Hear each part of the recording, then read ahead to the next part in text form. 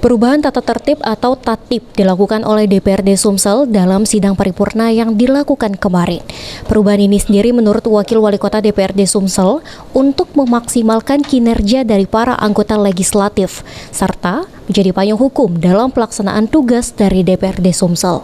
Namun menurut pengamat politik sekaligus Ketua Forum Demokrasi Sriwijaya atau Fordes, perubahan tatib yang terjadi di DPRD Sumsel perlu didukung oleh setiap anggota DPRD di komisi untuk bisa memahami dan detail dalam pembahasan yang dialihkan di komisi-komisi. Sehingga para anggota di komisi-komisi DPRD Sumsel harus bekerja secara optimal dan profesional dalam pelaksanaan tugasnya masing-masing. Ini kalau berdasarkan pengalaman sebelumnya kayaknya lebih tepat. Artinya apa? Menghindari besaran, kemudian peruntukan maupun efektivitas anggaran yang bersumber dari APBD. Nah, itu menurut saya tepat. Tapi di sisi lain ini perlu didukung oleh penguatan dari setiap komisi, kemampuan kapabilitas daripada setiap anggota DPRD yang di komisi masing-masing. Artinya apa?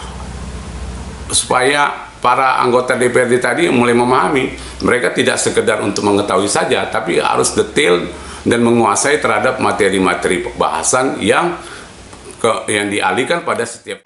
Dasar perubahan tatib di DPRD Sumsel ini sendiri untuk mengikuti peraturan perundang-undangan dan mengevaluasi materi visi dari tatib DPRD sebelumnya. Firman Hidayat, PAUL TV.